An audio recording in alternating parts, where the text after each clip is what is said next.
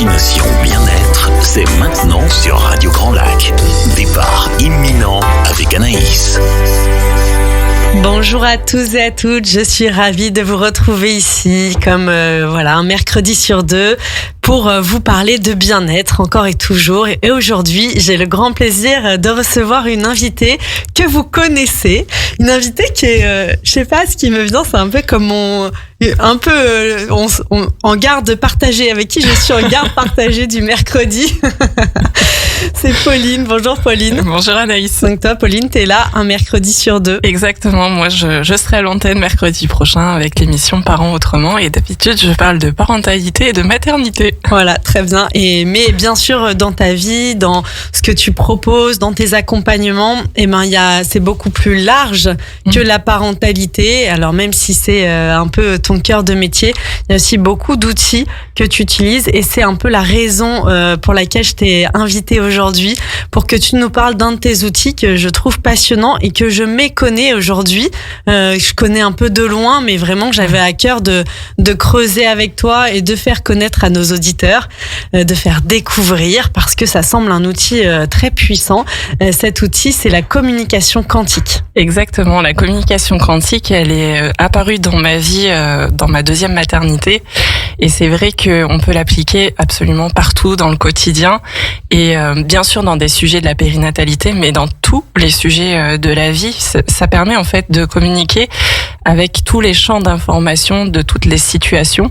Ça ressemble beaucoup à, tu as eu une émission sur les constellations familiales et systémiques. Et ben en fait ça vient se greffer à plein de choses, mais ça résonne fort en fait avec ce thème-là des constellations, parce qu'en fait on va avoir accès.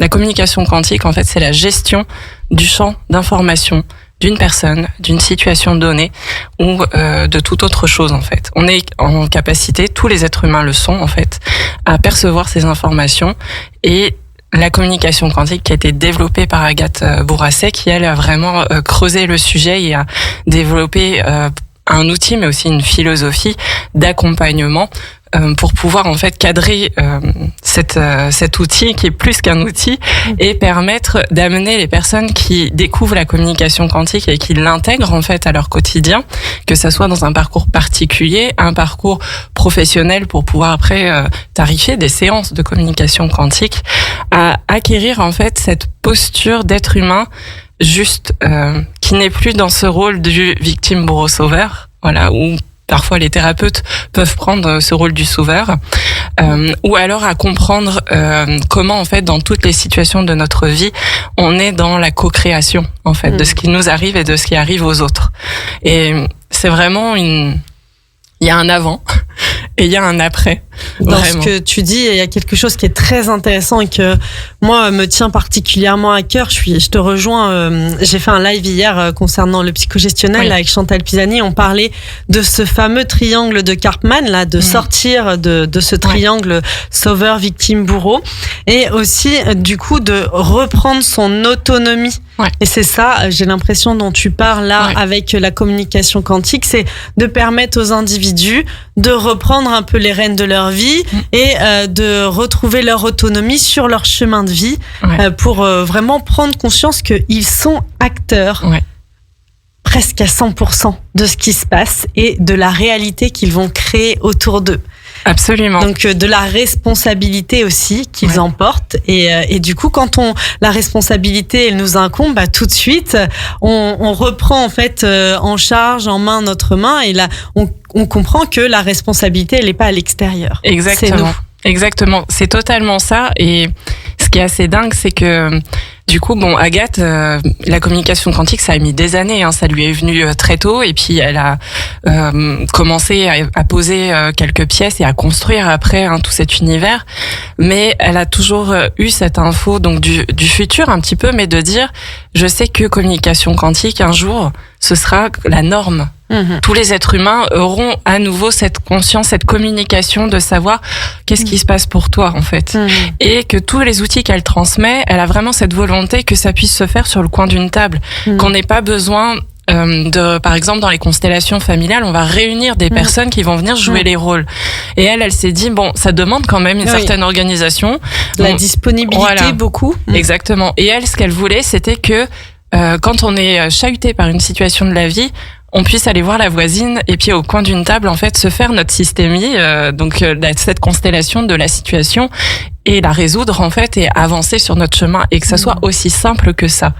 Parce que la réalité, c'est que, donc, derrière communication quantique, il faut entendre, une première étape, c'est je capte l'information et que capter l'information, en fait, tous les élèves, et là il y a une session en ce moment de formation et je m'amuse à toujours repenser à ce premier moment où moi je me suis toujours dit, je suis ingénieure de base, donc très cartésienne.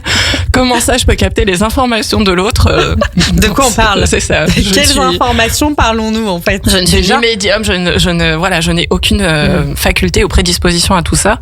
Et il y a 100% de réussite, c'est-à-dire que toutes les personnes qui viennent à l'initiation à la communication quantique, qui se mettent en duo, puisque du coup ça marche avec l'autre.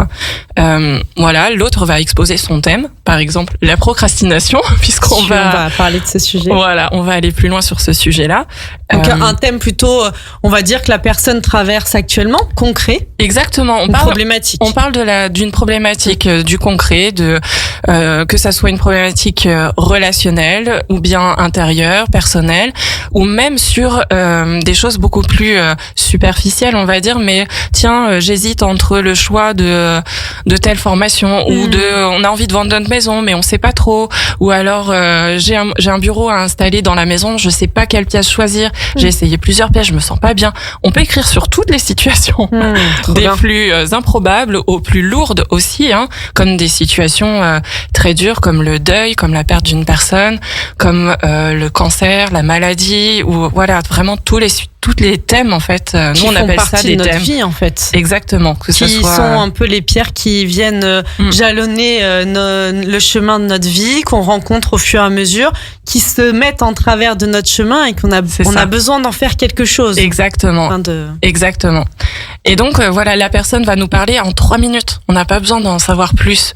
Okay. Et dans la tête, il y a des infos qui arrivent. Des infos qui son histoire nous fait repenser à quand elle me parle, je sais pas de qui elle parle, mais j'ai l'impression que j'entends le père. Voilà. Et on va prendre notre papier, notre stylo, ou si on est derrière un écran, parce que ça marche super bien aussi en visio, et on va commencer à écrire des mots. Et le simple fait de vouloir écrire, ok, là je l'écoute, j'entends en même temps des choses qui viennent dans ma tête, et je vais juste écrire. Ça ressemble beaucoup à l'écriture intuitive. Complètement. Voilà. Et là, quand j'écris, c'est pas du coup ce que moi je pense de la situation, ça n'a rien à voir. C'est des mots des fois qui ne me parlent même pas. Mais j'écris des choses qui ensuite, quand je vais les lire à la personne qui m'a exposé son thème, je vais lui demander comment ça te parle. Et là, elle va quasiment tout le temps en fait acquiescer en disant mais c'est dingue parce que c'est exactement ça. Elle m'a pas donné toutes les infos et pourtant j'ai réussi à retranscrire ce que ça voulait dire. C'était le champ d'information, tu vois, de son thème à elle. D'accord. Le champ d'information, c'est vraiment qu'est-ce qu'il y a dans notre inconscient en fait. On n'est pas juste un être humain simple, une pensée, un corps, un cœur qui bat et des émotions et voilà. Non, tout bien segmenté. Voilà, ça te parle avec le psychogestionnel, tu sais que on est plein de, nous on appelle ça des plans, mais on est un corps, on est un esprit, une pensée. Évidemment, mais on est aussi un transgénérationnel, on est aussi un inconscient, un mental, un ego qui est utile, mais on va apprendre à le rendre utile. Mais donc voilà, la communication quantique, ça commence par là. Ça commence par écrire avec l'autre ce qui se passe pour lui dans le champ invisible, on va dire, inconscient, pas ce qui est dans sa tête, ce que lui sait déjà, ce qu'il ne sait pas encore ou ce qu'il avait oublié. Est-ce que ça demande, pour la personne qui reçoit ce flot d'informations, est-ce qu'au préalable, alors tu disais l'idéal sera à terme de pratiquer au coin d'une table, j'adore cette image, elle me parle beaucoup, et est-ce que ça demande à la personne un peu de se mettre en posture d'écoute, un peu faire une petite méditation pour faire le vide elle-même avant peut-être de ce qu'elle a vécu avant, de ce qu'elle a à faire après, pour être pleinement dans cette posture d'écoute? Et bien ça, en fait, c'est la communication quantique, c'est personnalisé. Donc ça va vraiment dépendre de chacun. D'accord. C'est-à-dire qu'il y en a qui ont besoin d'ancrage, tu vois, et de dire, ok, d'abord là, je vais prendre un temps, on va respirer, on va se poser. Et des fois, moi, j'ai pas toujours besoin d'ancrage. Les infos, quand on est en séance, elles arrivent rapidement. Mais je sens des fois que l'autre a besoin pour qu'on puisse accéder en fait au champ d'information, il a besoin de se poser. Et on va faire une petite méditation d'ancrage, on va respirer et on va se connecter à soi-même. Et là, les informations vont arriver petit à petit. Vraiment, c'est comme si on a 2 sphères. Et les 2 sphères vont fusionner à un endroit pour avoir ce qu'on appelle l'intrication. La personne qui a besoin va apporter tout ce qui concerne son thème, ce qu'elle sait et ce qu'elle ne sait pas, mais qui concerne quand même le thème. Et moi, je vais pouvoir apporter tout ce qui me permet de décoder son thème. Et donc, c'est sûr que moi, ma grille de lecture, forcément, on va aller dans l'enfance, on va aller dans la maternité, dans les émotions, dans le dialogue intérieur, parce que c'est ce qui me passionne. Mais si par exemple on va voir une coiffeuse qui est formée en communication quantique, et faire une séance par rapport à nos cheveux, qu'est-ce qui leur arrive à ces cheveux, de quoi ils ont besoin, elle va pouvoir avoir cette expertise-là. C'est pour ça aussi qu'Agathe, elle invite vraiment à ce que on ne mette pas à la poubelle tout ce qu'on a appris avant et qu'on vienne superposer, incorporer, intégrer, fusionner la communication quantique aux pratiques. Ça donne que, par exemple, on en parlait tout à l'heure, les ostéopathes, on a des ostéos qui sont formés, mais on a aussi des sages-femmes qui sont formées, il y a vraiment tous les corps de métier, des kinésiologues, des personnes qui ont fait les constellations familiales et qui viennent et qui se disent, mais ok, je vais encore plus loin parce que là, j'accède encore à un champ d'information plus grand. Et un ostéopathe, par exemple, quand il va faire ses manipulations, parce que une personne a une cervicale de bloquée, tout de suite va y avoir une info qui va émerger si c'est utile et juste. C'est là où je reviens sur ce que tu disais, la posture d'accompagnante, elle est hyper présente avec Agathe. Elle nous pousse vraiment à l'acquérir parce que c'est essentiel pour pas faire n'importe quoi. Voilà, on n'est pas là pour délivrer des messages comme des bombes que l'autre n'est pas prêt à accueillir. Il y a vraiment un respect de son chemin et il y a quelque chose aussi de très beau dans je prends ma juste place d'accompagnant et quand je reçois l'information, je suis pas là juste pour la recevoir et la délivrer comme pourrait faire un médium par exemple ou un astrologue ou quoi que ce soit, d'autres comme profession. Moi je suis là aussi, et c'est ce que nous apprend Agathe, à dialoguer avec cette info. Parce qu'on finalement, des fois, il y a des infos qui arrivent. Moi, je suis pas d'accord avec ce qui est en train d'être dit. Clairement pas.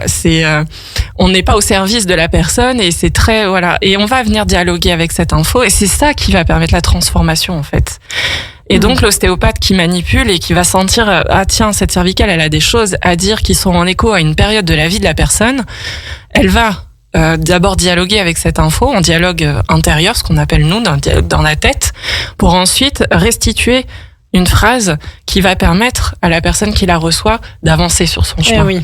Oui, parce que c'est comme si, par exemple, si on prend le cas des ostéos, éthiopathes ou chiropraticiens qui viennent toucher cette cervicale, en fait, là, le corps vient parler et en fait, on va venir nommer, mettre des mots, verbaliser. Et le fait de verbaliser, ça permet à la personne d'atteindre un niveau de compréhension et le fait d'entrer dans ce chemin de compréhension avec notre mental, mais aussi le corps entend, tout de suite, il y a quelque chose qui se libère. Une libération, exactement. Et tous les praticiens corporels disent qu'ils ont gagné en efficacité de séance et en durée aussi. Là où avant, ça mettait peut-être 1 heure de séance pour arriver à faire lâcher quelque chose et puis ils n'étaient pas encore satisfaits. Ils disent que des fois, en 20 minutes, c'est fait. Et oui, et à l'inverse, moi, j'ai une très très bonne amie qui était éthiopathe avant sur Aix-les-Bains, qui est en Suisse maintenant. Et tu vois, quand tu me parles, ce matin encore, je l'avais au téléphone et je lui disais à quel point, alors j'ai pas utilisé les mots de communication quantique, mais Nadège, elle a toujours fonctionné comme ça. Intuitivement, elle me disait, je sais pas comment décrire ce que je fais. En fait, je fais pas vraiment que de l'éthiopathie. Je lui dis, non, c'est sûr que c'est ça. Parce qu'à chaque fois, elle disait, ok, là, ton ventre, ça vient me dire, ça. T'es sûr, une séance sur 2, tu t'effondrais, en fait. Elle savait, elle sait toucher exactement et elle a accès à cette information. Exactement. Il y a beaucoup de monde, et même, je pense que toi aussi, dans tes séances, des fois, tu dois avoir des infos qui te viennent et qui sonnent juste pour la personne que t'accompagnes. Donc, on est beaucoup, en fait, à avoir déjà ces infos. Mais sauf que, soit on se rend pas compte, en fait, que ça, c'est de l'info. Complètement. On ne donne pas toujours de la valeur. Et après, là où communication quantique nous amène plus loin et c'est ce qui fait la différence avec l'écriture intuitive, c'est que du coup, on vient après gérer cette info. Dialoguer. On en fait quelque chose. Exactement, on en fait quelque chose. Des fois, on vient même faire dialoguer plusieurs plans ensemble parce qu'ils ont besoin de communiquer, parce qu'ils sont pas d'accord et qu'il y a un conflit qui se manifeste après dans le corps. Et donc, du coup, ok, il faut résoudre ce conflit-là. Et donc, on vient faire dialoguer des plans ensemble et en fait, à chaque fois, on arrive à démêler rapidement parce que on a aussi les ressources personnalisées de la personne. C'est pas des méthodes qu'on vient copier-coller. Oh, tu devrais essayer ça, ça a marché pour telle personne et puis ça marche pas sur nous. Et non, parce que chacune de nos histoires sont tellement différentes, uniques. Ouais. Le chemin aussi, même avec la même situation, ce qu'on va en faire, ce que notre inconscient va en faire, va transformer, va associer. Exact.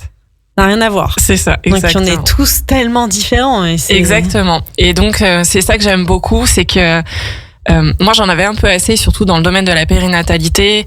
J'ai fait une émission sur le sommeil notamment où on a tous les conseils et les recettes magiques pour que nos enfants dorment et puis ça marche pas et du coup il y avait quelque chose d'assez compliqué à gérer et j'ai aimé découvrir avec la communication quantique de pouvoir proposer enfin des séances où on vient voir quelles sont les ressources dont la personne a besoin, dont l'enfant a besoin et ça peut être des ressources que moi j'aurais jamais pensé à ça.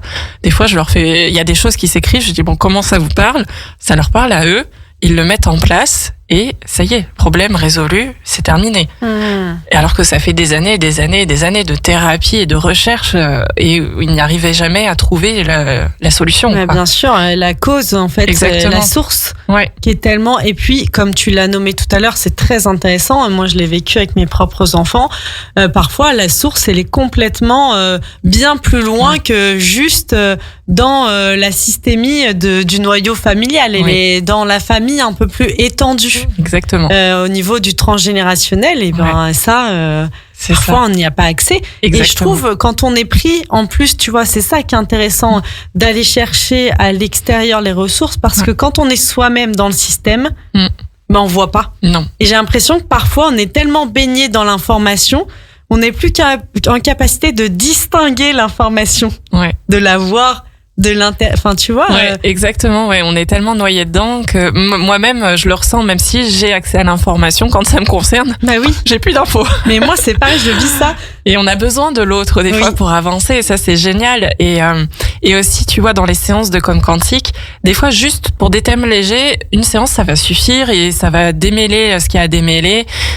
J'aime bien cette idée que la personne arrive avec plein de pelotes de laine de plusieurs couleurs qui sont toutes emmêlées. Et à la fin de la séance, chaque pelote est réenroulée et on a séparé toutes les couleurs.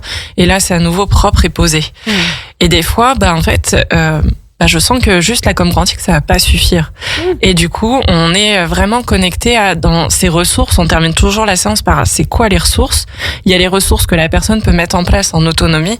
Et puis, il y a des fois non, par exemple, là, ça fait écho, en fait, à l'enfant intérieur. Et du coup, t'as clairement intérêt, ce qui ressort, c'est à aller faire une thérapie plus profonde, comme en psychogestionnel, est-ce que tu proposes, tu vois.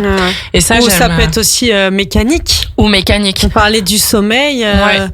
Parfois, t'as fait tout, t'as l'impression que ton enfant, il se réveille et en fait, ça se trouve, il est bloqué au niveau cervical, ou il y a un problème au niveau digestif. Exactement. Et là, et des fois, il y a vraiment ce texte qui s'écrit, c'est je ressens de la douleur, c'est coincé et j'ai la zone.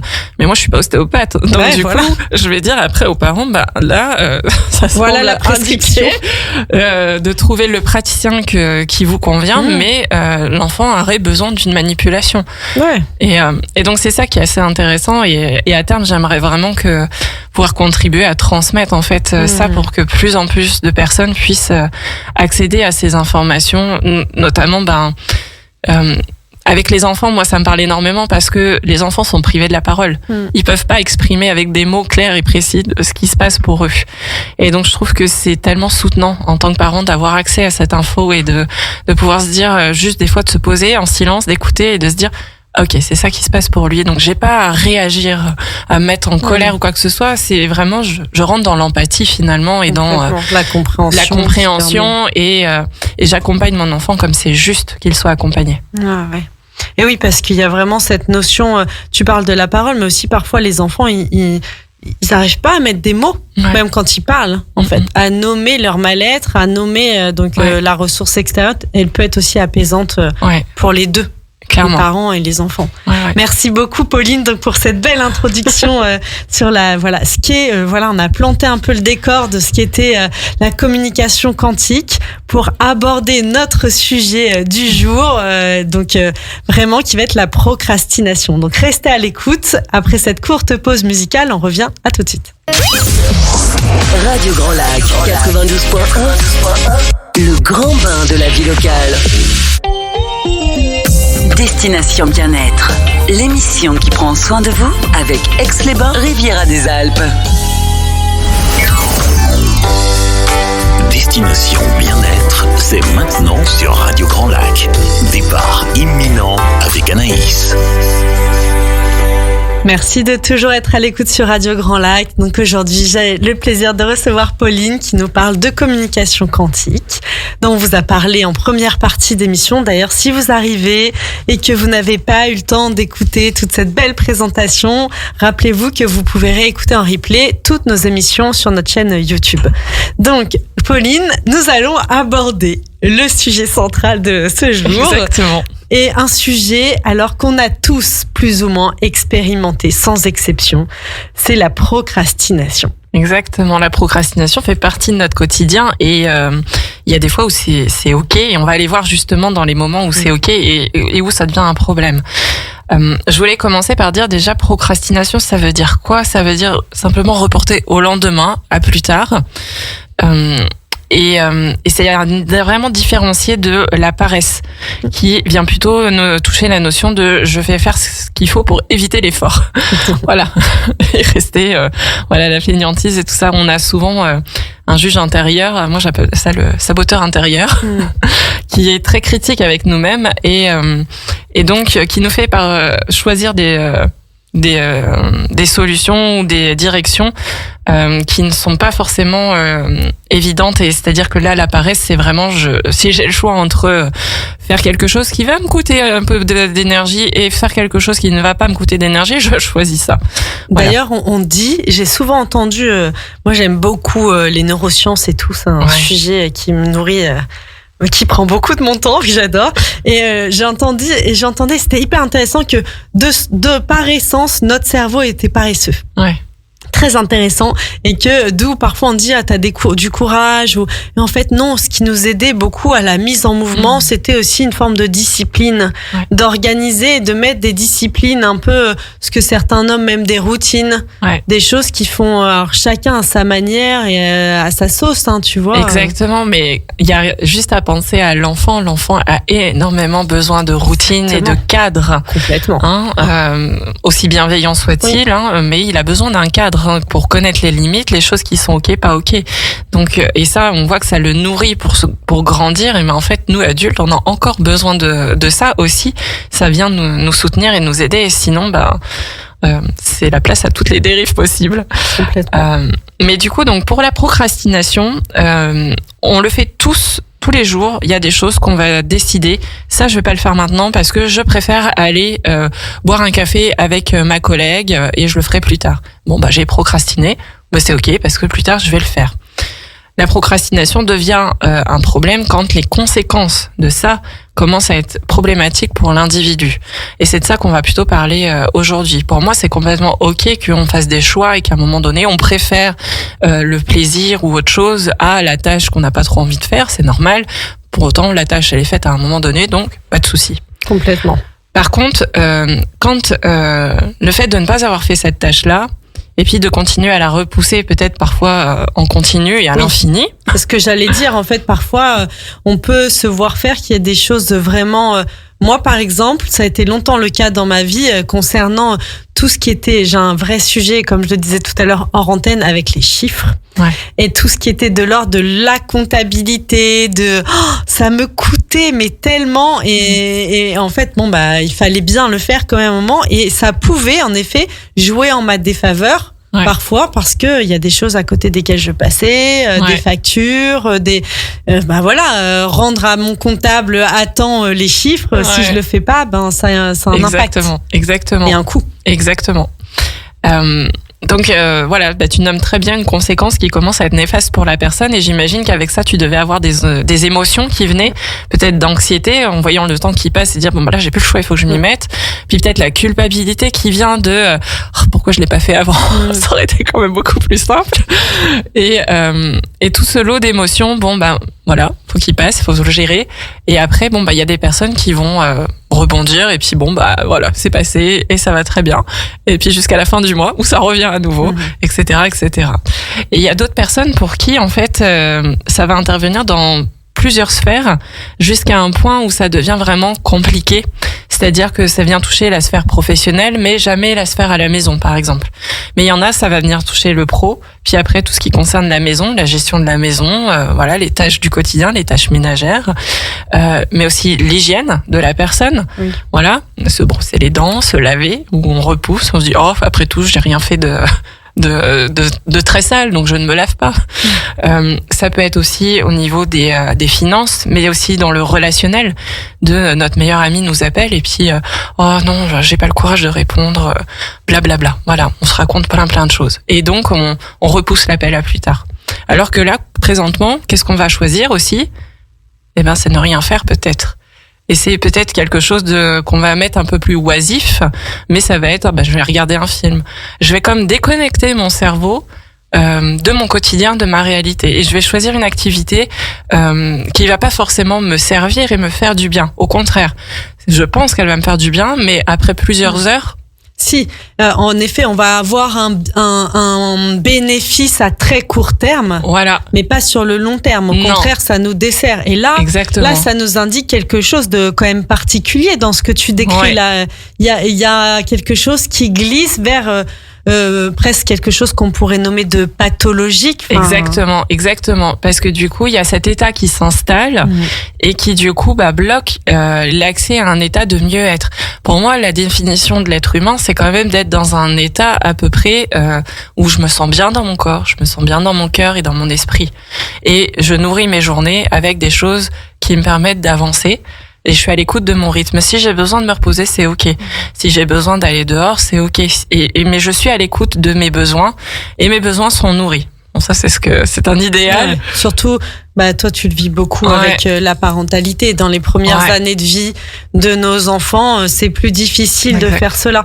Mais il y a aussi, ça me nourrit, et puis je me sens bien parce que typiquement, là, dans ce qu'on décrivait de je procrastine, par exemple, sur mon hygiène personnelle, ma maison et tout, en fait, je me mets dans une situation où je vais entretenir un état général de moi-même, mais aussi de mon lieu, de mon environnement, où je vais me sentir de moins en moins bien. Exactement.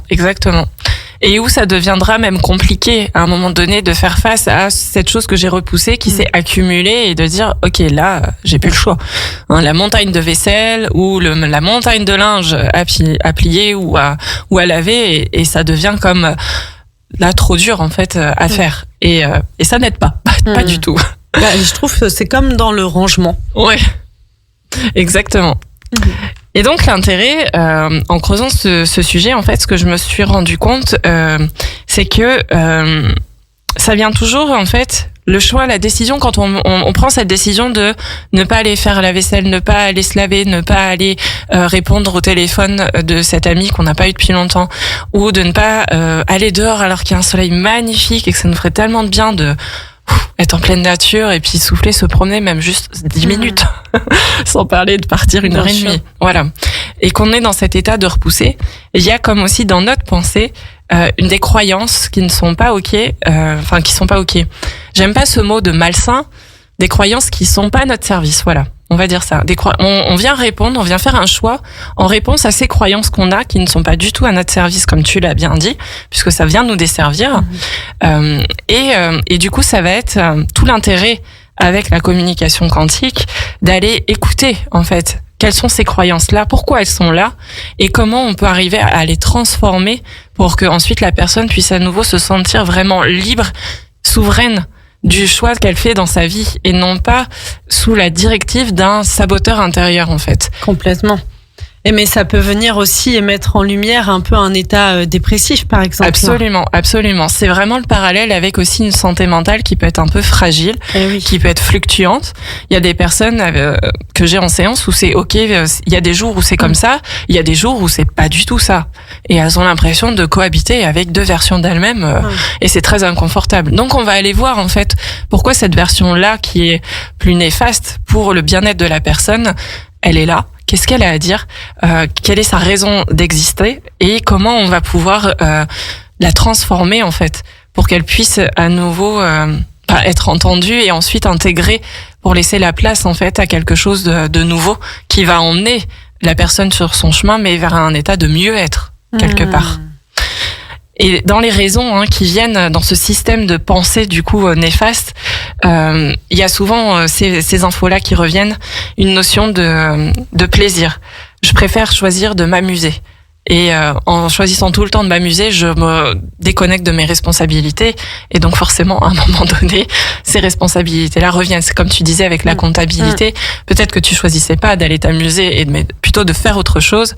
Mais il y a aussi cette déconnexion de la responsabilité. Complètement. Il y en a pour des personnes, c'est le besoin le pouvoir en fait, le besoin de décider quand et comment ils vont faire la chose. Et on leur impose cette régularité qui n'est pas bonne.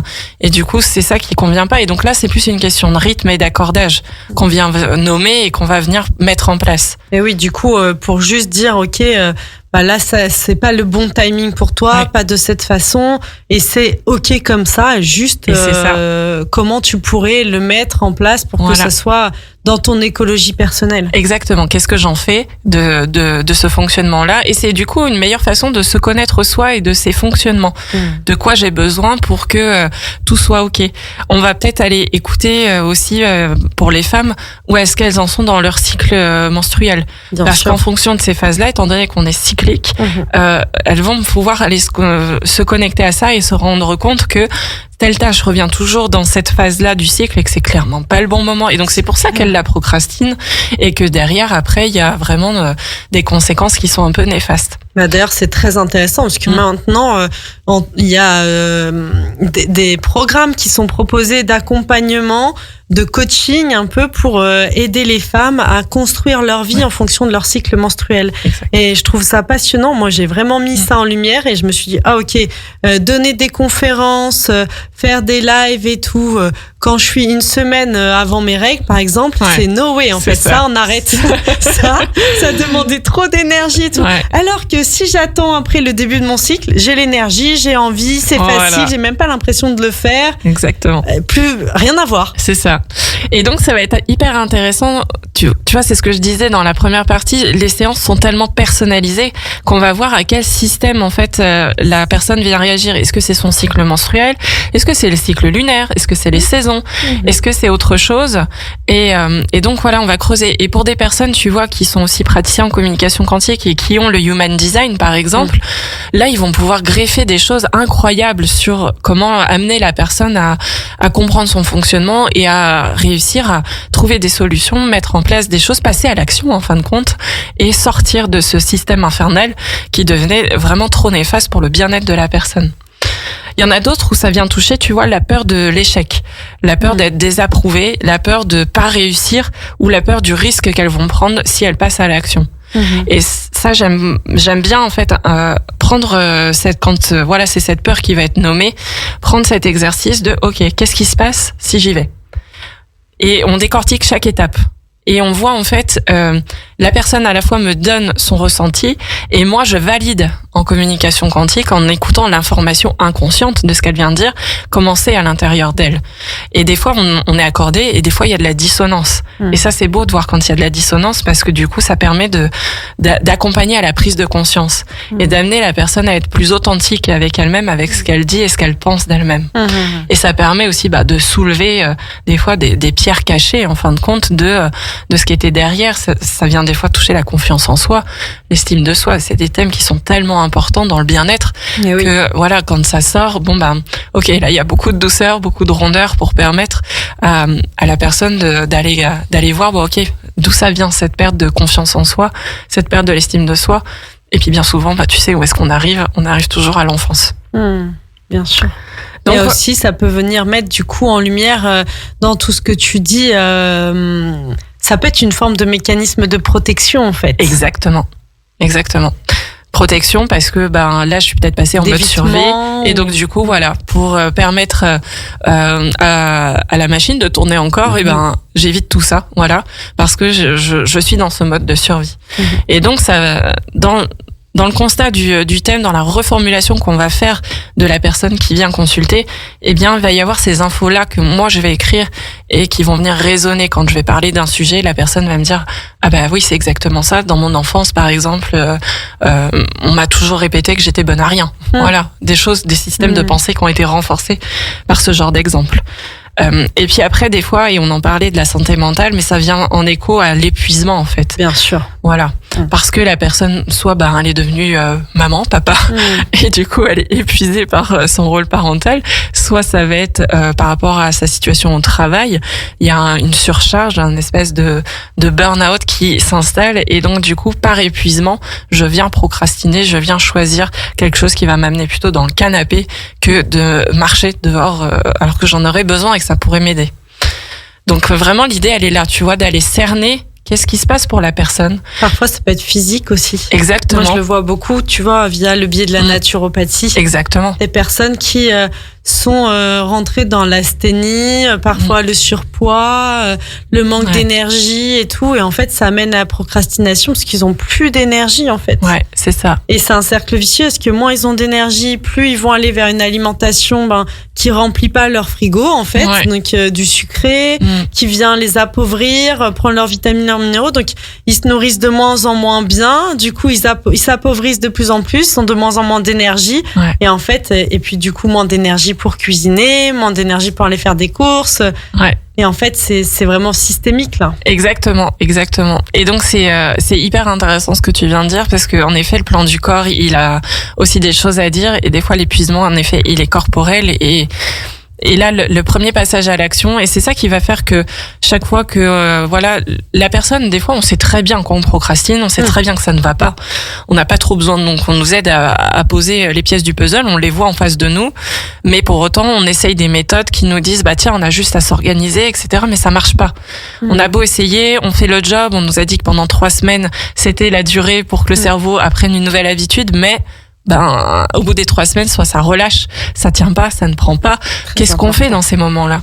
Et c'est ça l'intérêt d'aller avec cet outil de communication quantique, d'aller voir, ok, c'est quoi le plan caché, c'est quoi la racine du problème, pour pouvoir enfin la mettre en lumière, l'écouter, parce que juste des fois d'avoir écouté cette info, ça fait déjà un apaisement, ça permet à celui qui la reçoit de comprendre encore mieux sa situation, et après on vient vraiment définir ensemble, c'est quoi ton premier petit pas, c'est quoi le premier passage à l'action, et encore une fois il est personnalisé. C'est pas moi qui viens me dire parce que je sais que la méthodologie c'est hyper important, donc je vais te dire qu'il faut faire que tu fasses ça. Puis ça correspond pas à tout le monde, la méthodologie. Voilà, ça correspond pas, ça ne marche pas, ça tient 3 semaines. Il faut que ce soit choisi, j'ai envie de dire. Exactement. C'est pas que ça correspond pas, c'est que il faut qu'on se dise, tu vois, des outils, c'est bien quand ils sont mis à disposition et que on se les approprie, on les attrape, quoi. Et hop, on se dit, ah oui, celui-là, là, maintenant. Lui, et puis aussi, il y a vraiment quelque chose qui change dans, j'ai compris ce qui se passait à l'intérieur de moi, j'ai compris ce qui venait me ralentir et me mettre dans cet état-là. Et maintenant, je sais pourquoi je choisis cette approche. Cette approche, elle m'appelait déjà, mais là, maintenant, je sais pourquoi je la choisis. Et donc, j'ai beaucoup plus d'énergie et d'engagement et de discipline, quelque part, pour vraiment sortir de cet état négatif qui s'était installé. Complètement. Donc, ça va être la suite de notre émission, ça va sortir de la procrastination. Donc, restez à l'écoute, on fait une courte pause musicale et on revient tout de suite. Destination Bien-être, l'émission qui prend soin de vous avec Aix-les-Bains, Riviera des Alpes. Destination Bien-être, c'est maintenant sur Radio Grand Lac. Départ imminent avec Anaïs. Merci de toujours être à l'écoute sur Radio Grand Lac. Donc avec Pauline, aujourd'hui, on vous a parlé de communication quantique et de procrastination. Donc aujourd'hui, là, pour terminer cette belle émission, on va vous dire justement quelques pistes pour sortir de cette procrastination. Alors même si on l'a déjà un peu évoqué quelque part en expliquant en quelques mots les causes, quelles pouvaient être les causes, qu'est-ce qui devait venir un peu nous interpeller, surtout, par exemple, quand cette procrastination, elle a un impact vraiment néfaste dans notre vie, sur plusieurs plans de notre vie, quand elle devient, j'ai envie de dire, un peu chronique, quand elle est associée aussi à un état un peu de dépression, ou de tristesse ou quelque chose, comme je te le disais tout à l'heure hors antenne. Moi, j'ai aussi beaucoup de personnes parfois qui viennent au cabinet parce que à la question ne savent plus répondre à une question qui est simple et qu'on devrait tous se poser régulièrement. Qu'est-ce qui me met en joie? De quoi j'ai envie en ce moment profondément? Qu'est-ce qui me met dans la joie? Et quand on se déconnecte de ça, ça doit nous sonner un peu la sonnette d'alarme. Et donc, dans la procrastination qui devient un peu pathologique, même ce qu'on va faire un peu à la place, pour éviter les gros sujets, on fait des choses qui nous mettent pas particulièrement dans la joie, comme on l'a dit, aller se mettre dans le canapé et regarder des séries à longueur de journée. On fait pas des choses qui, derrière, dont on est fier, dont on se dit, aujourd'hui j'ai fait ça, je suis trop contente, je suis fière de moi, ça m'a mis dans la joie, ça c'est bien, c'est fait, cette satisfaction. Et ce mot-là que tout le monde utilise, là, cette notion de ça c'est satisfaisant.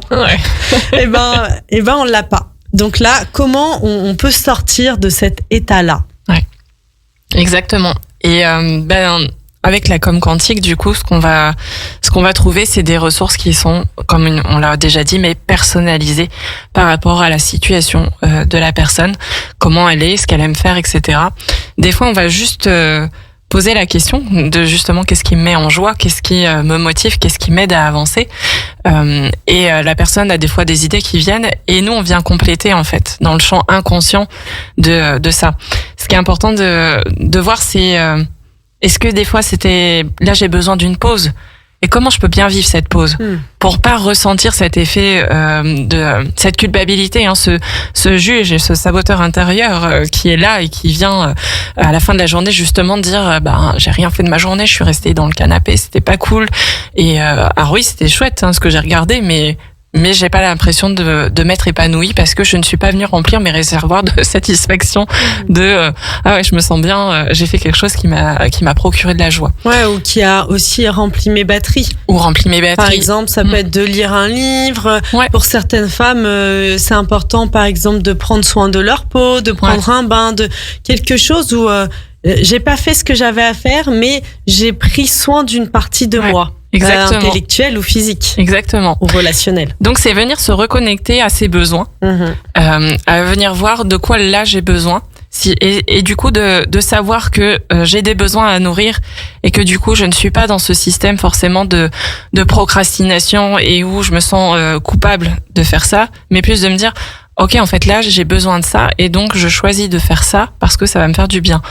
Et c'est vraiment différent dans l'intention de choisir, de se dire ok, pendant 2 heures je suis dans le canapé sous mon plaid, mais parce que là j'en ai besoin, je suis en train d'intégrer quelque chose de très fort et très puissant, et donc c'est ok. C'est différent que de pas avoir l'info et après de se dire pourquoi je suis restée dans le canapé, parce qu'on ne sait pas à ce moment-là qu'on a besoin d'intégrer, et donc de venir se juger soi-même. Donc ça déjà, ça fait la différence. Et ensuite, on va aller voir en fonction de ce que c'est, puisque la procrastination touche absolument tout. Ça peut être, tous les sujets, ça peut être d'aller tester, c'est quoi le passage à l'action. Et on vient aussi vérifier notre capacité à passer à l'action. Parce que alors, des fois, il y a des personnes, et moi je suis un peu comme ça, qui vont avoir 1001 idées de ce qu'ils pourraient faire. Je ne vois pas de quoi tu parles. Toi aussi? Moi, je suis capable de commencer à nettoyer ma plaque de cuisson et me dire tiens, si je déplaçais le réfrigérateur pour voir et le dessus du placard, et j'ai pas fait. Non, voilà. Et d'un coup, voilà, on se remet encore dans cet état de surcharge. Et donc là, à un moment donné, débordement, en fait, non, c'est trop. Et donc là, ça va être vraiment dans la fin de séance qu'on va venir poser ça et qu'on va venir vérifier et que on va peut-être mettre ce warning de ok. C'est bien, t'as eu 1001 idées. Maintenant, tu dois en choisir une que tu vas pouvoir faire dans la journée ou demain. Et après, tu vas faire quoi? Parce que c'est ça aussi. c'est de rester dans cette alternance en fonction des besoins de la personne. Mais là, je vais passer à l'action. Mais après ce passage à l'action, est-ce que j'ai besoin d'une pause et d'intégration? Oui. Et après, je repasse à l'action. Mais comment je repasse à l'action? Et donc, on vient un peu comme co-construire ce plan-là que la personne va pouvoir après vivre et expérimenter. Et généralement, en fait, ça se passe bien parce que ça y est, on a un petit peu soulevé toutes les pierres qui avaient besoin d'être soulevées. Et la personne, elle a cette compréhension de ce qu'elle est en train de traverser. Donc, c'est beaucoup plus doux, c'est beaucoup plus fluide pour elle. Et elle va accueillir ces phases de pause, elle va les vivre pleinement. Et là, c'est ressourçant. Complètement. Mais en plus, on est tous, on est très inégaux sur ce sujet. Oui. Et moi, j'ai vraiment appris ces dernières années, en étant maman, en ayant une maison, avec aussi un cabinet, une clientèle, enfin, tout plein de plans de ma vie. Et j'ai géré ma vie. J'aurais jamais pensé faire ça un jour, hein, mais vraiment, ça a changé ma vie. J'ai géré ma vie en bloc temps. Ouais.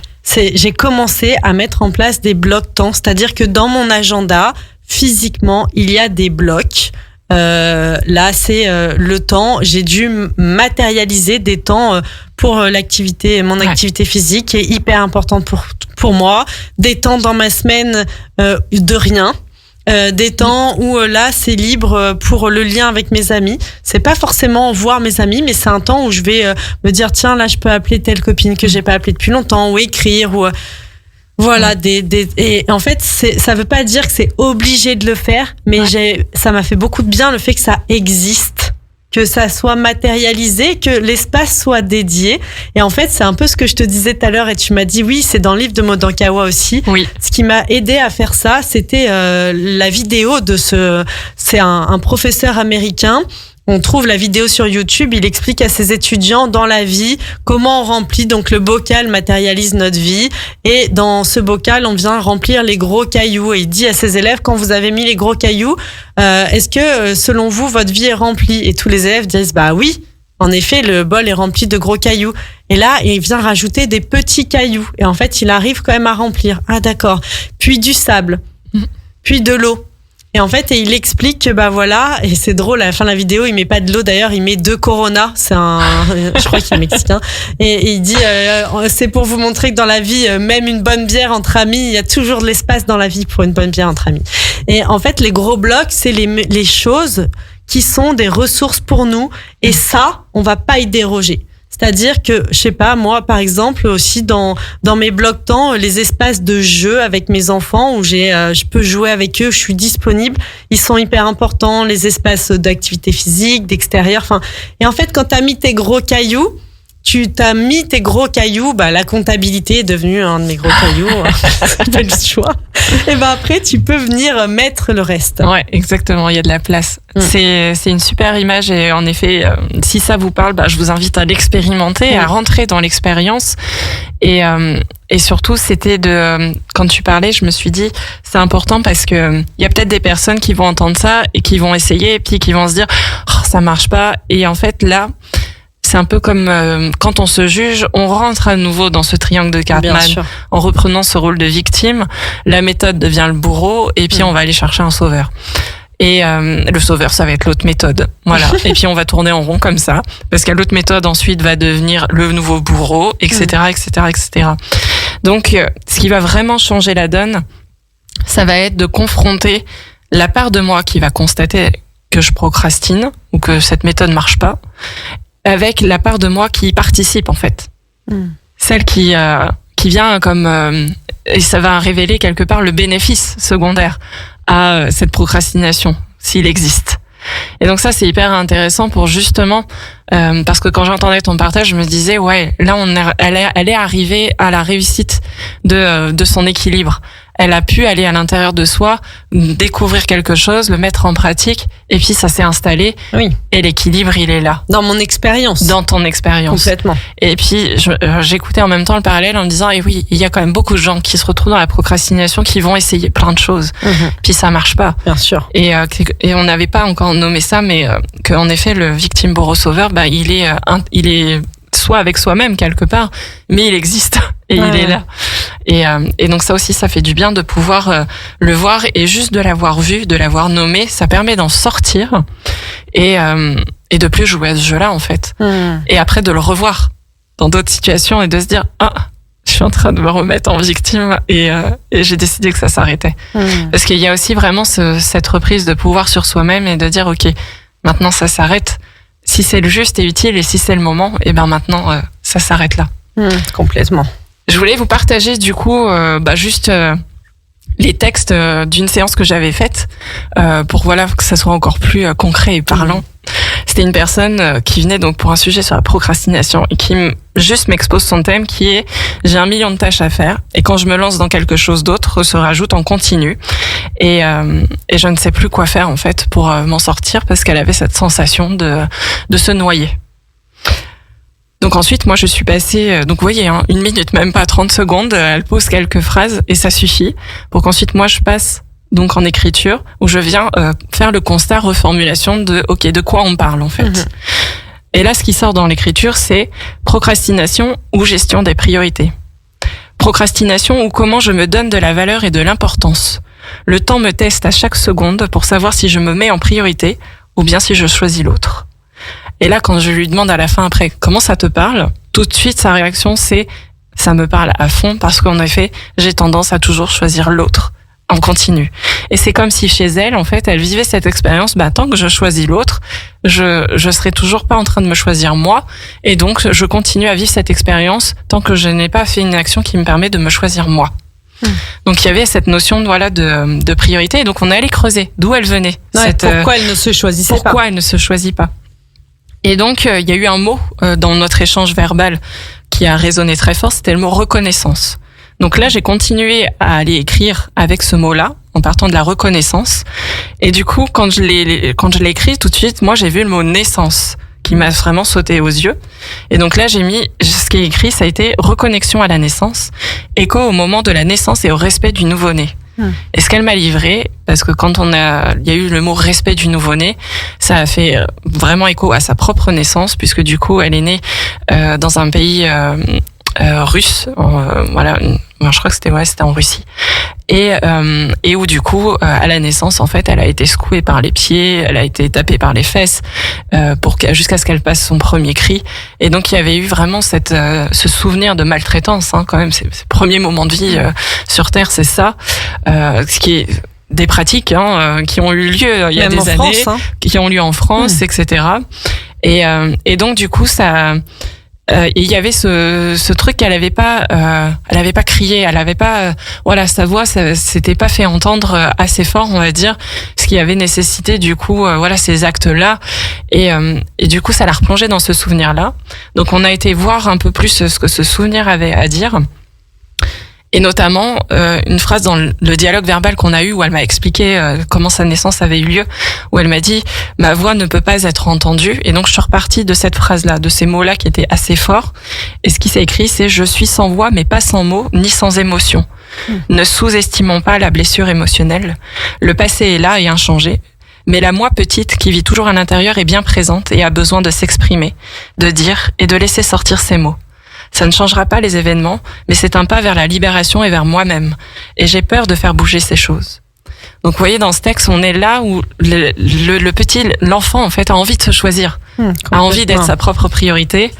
Et à la fois, et il a peur aussi. Et il a peur. Et oui, parce que exactement. Là, on vient dans l'émotion. Et en fait, c'est pas l'adulte. Et c'est hyper intéressant. Bon, là, on pourrait repartir sur une heure d'émission. Tu me lances sur le sujet. Mais non, mais parce que là, on parle vraiment sur, nous, c'est les thématiques en psychogestionnel, sur la naissance, l'enfant intérieur. Et il faut bien garder en tête que nous ne sommes pas nos émotions. Ouais. C'est l'enfant intérieur en nous qui vient crier, qui est l'émotion. Et quand il y a de la peur, c'est pour ça que tout à l'heure je disais oui, derrière la procrastination il y a quelque chose qui vient être gardé, protégé. Et là typiquement ce que l'adulte fait en procrastinant, alors c'est un chemin, faut tirer le fil, mais c'est ce petit bébé intérieur qui a même encore peur d'exprimer sa voix. La peur c'est quoi? C'est d'être violenté et d'être maltraité. Donc en fait c'est que nous, comme nous sommes adultes, d'aller cajoler ce petit bébé et de lui dire en fait t'en fais pas, maintenant je suis là, moi je te protège, tu peux exprimer ta voix, t'as le droit de te faire entendre et tout, et il y a personne qui va venir atteindre ta personnalité physique, c'est terminé en fait. C'est ça. Et là, oui. Et donc dans les ressources, cette personne a été formée en EFT. Donc elle a pu elle-même trouver sa propre ressource où elle m'a dit en fait je sais déjà ce que j'ai à faire comme mouvement et comme mot, mais du coup voilà, c'était un exemple que j'avais envie de vous partager pour vous donner vraiment cette idée du déroulé d'une séance. Ça peut être très rapide quand les gens sont hyper connectés à eux-mêmes, des fois c'est beaucoup plus long, mais en tout cas le passage à l'action, la mise en place de la ressource, elle a été hyper facile parce que ça lui parlait à fond et qu'on avait été touché du doigt l'origine de tout ça. Mais et si elle n'avait pas eu l'EFT, on aurait sûrement eu une ressource de thérapie de l'enfant intérieur ou quelque chose pour aller. De toute façon, ça mène au même. Exactement, pour arriver en fait. D'ailleurs. Tous les outils mènent à la même chose finalement. Exactement. Venir à l'apaisement et l'amour de soi. Donc voilà.